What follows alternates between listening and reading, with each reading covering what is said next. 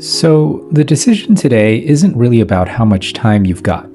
It's about whether you cook this thing at all.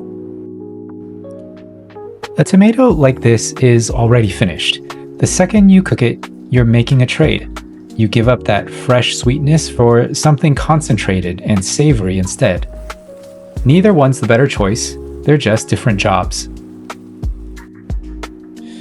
Our bacon starts in a cold pan. A slow render gets it evenly crisp without burning the edges before the middle's done. While the bacon renders, let's make our basil pesto.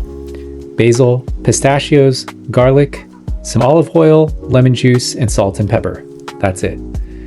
Blitz it until it's mostly smooth but still has some texture to it. This is standing in for mayo today. Our avocado gets sliced and our sourdough gets toasted. Incredibly simple. Our tomato, which is the star of the dish, gets sliced into thick slices and we're ready to assemble. A generous spread of the pesto first on our toasted bread, then a layer of avocado. Our bacon follows, and then a couple crisp lettuce leaves. Finally, our thick tomato slice. Be sure to season with salt and pepper. Garnish with fresh basil leaves and feel free to add more pesto on top. No frills here, just pure summer flavor.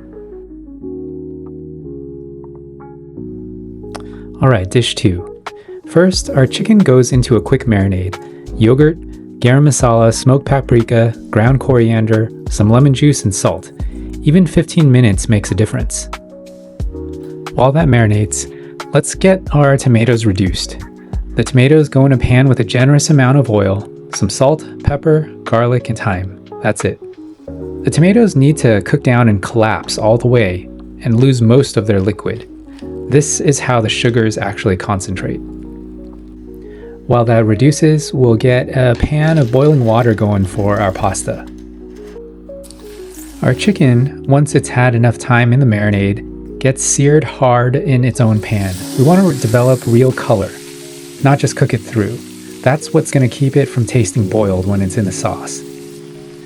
You'll notice a lot of the marinade gets stuck on the pan as the chicken cooks.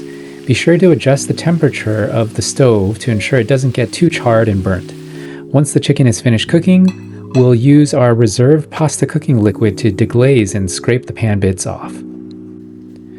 Once our tomato base has reduced by at least half and the tomatoes have fully collapsed, set it aside and we can build our sauce. We start first by sautéing some finely diced onion, looking to slightly caramelize them before adding our tomato base and our deglazed pan drippings from the chicken.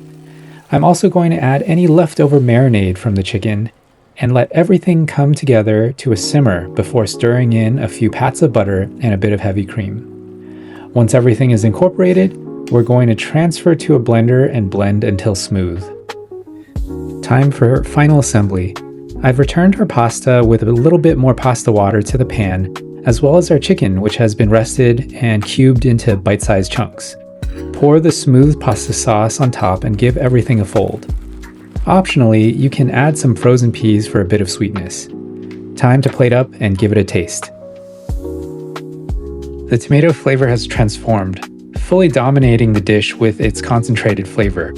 We have a slight tang from the yogurt, and the warm spices hit a back note. It's rich and deeply satisfying. One of these dishes is about protecting a tomato's quality for as long as you possibly can. The other is about transforming it completely into something almost unrecognizable from where it started.